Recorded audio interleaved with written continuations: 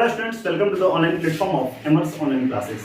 तो जैसे कि आप जानते हैं कि हम लोग जो है आपका चैप्टर 3 पेयर ऑफ रिंगुलिकेशन into variable NCERT CBSE English board के अकॉर्डिंग हम लोग यहाँ पे काम कर रहे हैं, जिसमें हम लोगों ने आपका ग्राफिकल मेथड, आपका सब्स्टिट्यूशन मेथड, आपका एलिमिनेटिंग मेथड और आपका क्रॉस मल्टीप्लिकेशन मेथड जो है ना हम लोग कॉन्सेप्ट के अकॉर्डिंग सारी चीज़ों को यहाँ पे खत्म कर लिया था। यानी आज के क्लास में आपका जो ये मेथड है वो क्या है, ट्रांसफॉर्मेशन मेथड है। तो वो बच्चे जो कि आसानी से जो सब्स्टिट्यूशन मेथड को समझ चुके हैं बढ़िया से, एलिमिनेटिंग मेथड को समझ चुके हैं बढ़िया से, ग्राफिकल मेथड को समझ चुके हैं बढ़िया से और आपका क्रॉस मल्टीप्लिकेशन मेथड को बढ़िया से समझ चुके हैं, तो ट्रांसफॉर्मेशन मेथड भी बहुत ही क्या है, आसान है। ठीक है, तो सबसे पहले जो आपका टॉपिक है उसको लिख देते हैं, तो ट्रांसफॉर्मेशन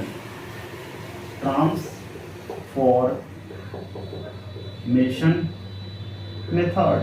ट्रांसफॉर्मेशन कहिए चाहे रिडक्शन या रिड्यूसिबल मेथड, यानी इसको 3 नामों से जाना जाता है।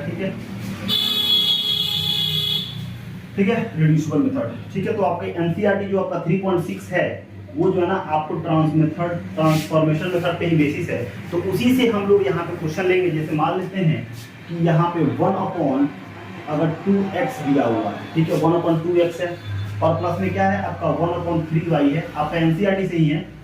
और प्लस में क्या है आपका यहाँ पे इक्वल टू में दिया हुआ है कितना, आपका 2 दिया हुआ है। क्या दिया हुआ है इधर, आपका 2 दिया हुआ है, ये बात दिया हुआ है। और क्या बोला हुआ है 1/3x है, 1/3x है। ठीक है, और क्या दिया हुआ है प्लस 1/2y दिया हुआ है, 1/2y दिया हुआ है। और इक्वल टू में क्या दिया हुआ है, इक्वल टू में दिया हुआ है आपका 13/6। तो एनसीईआरटी में आपका जो सीबीएसई बोर्ड का अकॉर्डिंग एनसीईआरटी में आपको जो दिया हुआ है 3.6 वही है ट्रांसफॉर्मेशन मेथड, जिसमें का फर्स्ट नंबर क्वेश्चन हम सॉल्व कर रहे हैं। तो 1/2x है, 1/3y 2 है, 1/3x है, 1/2y है और 13/6 है। तो इसको मान लेंगे क्या फर्स्ट और इसको मान लेंगे सेकेंड। अब यहाँ पे जो हम काम करेंगे ठीक है, उसको समझते जाइएगा और दिक्कत हो तो बोलिएगा। अब 1/2 है तो इसको बताइए, यहाँ पे हम लिख सकते हैं 1/2 और इंटू 1/x लिख सकते हैं कि नहीं लिख सकते। इस 1/2x को हम इस तरह लिख सकते हैं कि नहीं लिख सकते, क्योंकि 1 में 1 से मल्टीप्लाई करें तो 1, 2 में x से करेंगे तो 2x हो जाएगा, लिख सकते हैं। फिर इसको 1/3 और 1/y लिखेंगे कि नहीं लिखेंगे, लिख सकते हैं। क्यों, क्योंकि 1 में 1 से करेंगे तो 1 और 3 में y से मल्टीप्लाई करें तो 3y और इक्वल टू में क्या आपका 2 होगा। ठीक है, कोई दिक्कत नहीं है। उसी तरह आपका 1/3 ऐसे लिखे और 1/x को लिख सकते हैं, ये फिर सॉल्व करें तो इतना आपका आ ही जाएगा, प्लस 1/2 ऐसे लिखे और क्या है आपका 1/y हम ऐसे ही फिर मल्टीप्लाई करेंगे तो 1/2y आ ही जाएगा और इक्वल टू में क्या है 13/6। ठीक है, यानी आप देख पा रहे हैं कुछ यहाँ पे, आप देख पा रहे हैं कि यहाँ भी 1/x है, यहाँ भी 1/x है, वहाँ भी 1/y है, वहाँ भी यहाँ भी 1/y है।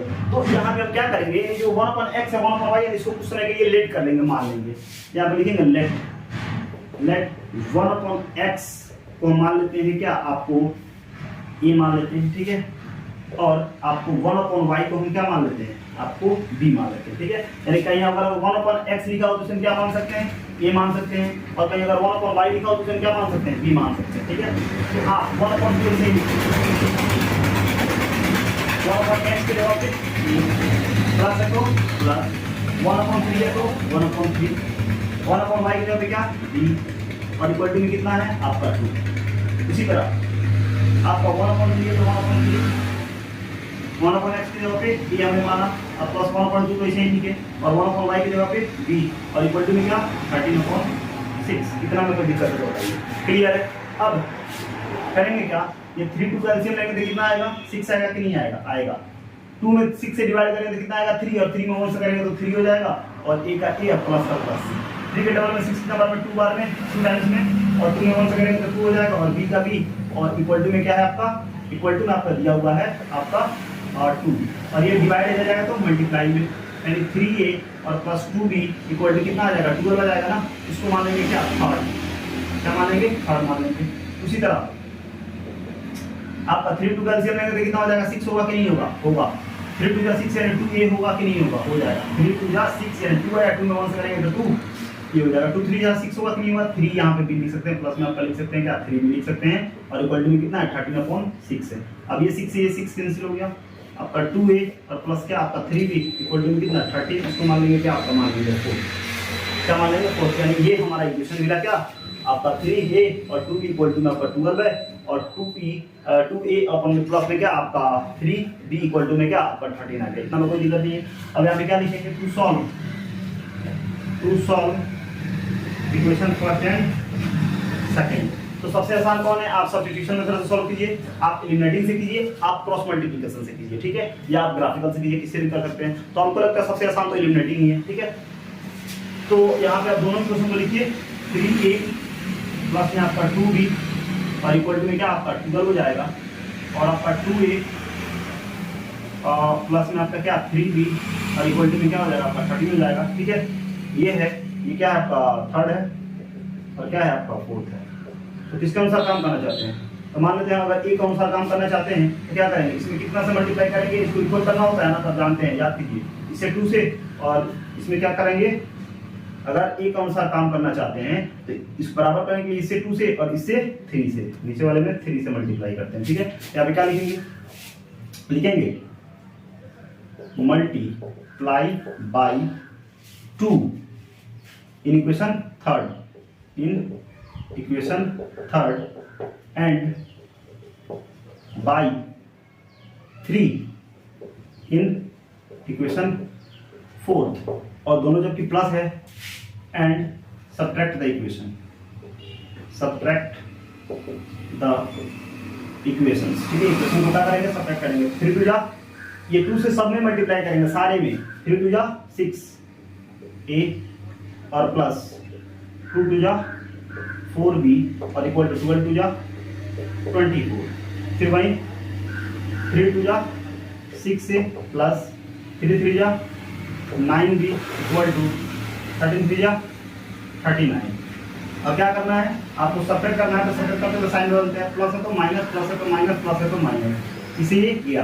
9 में से 4 जाएगा तो कितना हो जाएगा, तो यहाँ पे हो जाएगा कितना आपका 5 हो जाएगा, कितना हो जाएगा 5 यानी -5 भी हो जाएगा, और इक्वल टू कितना 9 में से 4 गया 5 और 3 में से 2 गया आपका 1 माइनस से 3 माइनस के फिर 5 से गया 15 यानी b का वैल्यू कितना आ गया, b का वैल्यू आ गया 3, कोई दिक्कत नहीं है।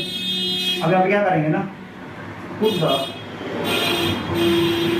Value of b in equation किसमें थर्ड में, इक्वेशन थर्ड कौन है आपका 3a प्लस आपका 2b और इक्वल टू में कितना है, इक्वल टू में आपका 12 है। 3a से ठीक है, a b से ठीक है, प्लस 2 इंटू b की जगह पे आप रखेंगे 3 इक्वल टू में कितना हो जाएगा 12 हो जाएगा। 3a से ठीक है प्लस 3 कितना हो जाएगा 6 इक्वल टू में कितना हो जाएगा 12 हो जाएगा। तो आगे फर्दर का काम करें तो 3a तो इसे ठीक है और 12 इसे ठीक है, प्लस में 6 से इधर जाएगा तो माइनस में 6 हो जाएगा। 3a इक्वल टू कितना हो जाएगा 6 और 3 के डबल में 6 कितना बार में 2 बार में, यानी a का वैल्यू कितना आ गया आपका 2 आ गया, यानी a का वैल्यू 2 और b का वैल्यू कितना आ गया 3 आ गया, यानी a का वैल्यू 2 और b का वैल्यू 3 आ गया। तो जबकि हम जानते हैं यहाँ पे लिखेंगे चूंकि क्या है लेट हमने क्या किया है 1/x का वैल्यू कितना है आपका a है ना, a माना है ना, और 1/y को हमने क्या माना है b माना है कि नहीं माना है। तो 1/x के जगह पे हम a के जगह पे क्या रखेंगे आपका 2, नीचे तो 1 लगा सकते हैं, नहीं लगा सकते हैं, बिल्कुल लगा सकते हैं। और 1/y से ठीक है b की जगह पे क्या रखेंगे हम 3 रखेंगे, नीचे तो 1 लगा सकते हैं। 1 1 से मल्टीप्लाई करें तो आपको x में 2 से करें तो यहाँ पर 2x हो जाएगा, और 1 1 करें तो 1 हो जाएगा। फिर उसी तरह 1 1 करें तो 1 3y हो जाएगा, मल्टीप्लाई करें 3y अपन में 1 हो जाएगा। x का वैल्यू कितना आ गया 1/2 आ गया, और y का वैल्यू कितना आ गया आपका 1/3 आ गया। ये मल्टीप्लाई इधर है तो डिवाइड हो जाएगा। यानी इस तरह से हम क्या करते हैं x और y का वैल्यू निकालते हैं, और ये हो गया क्या आपका ट्रांसफॉर्मेशन मेथड हो गया। क्या हो गया आपका ट्रांसफॉर्मेशन मेथड हो गया। यानी इस तरह से हम क्या करते हैं यहाँ पे काम करते हैं। तो ये हो गया क्या आपका ट्रांसफॉर्मेशन मेथड, ठीक है। तो इस तरह से जो है हमारा जितना भी मेथड था उसको हम लोगों ने क्या किया, काफी इजी मेथड, काफी इजी तरीका, काफी इजी कॉन्सेप्ट से हमने खत्म कर दिया, ठीक है। अब अगले क्लास में जो है आपका जितना भी कॉन्सेप्ट था चैप्टर 3 में वो सारा खत्म हो गया। अब यहाँ पे अगली क्लास में जो है आपका एक्सरसाइज हम लोग 3.1 करेंगे, ठीक है। चलिए फिर मिलते हैं अगली क्लास में अगले वीडियो के साथ। Thank you.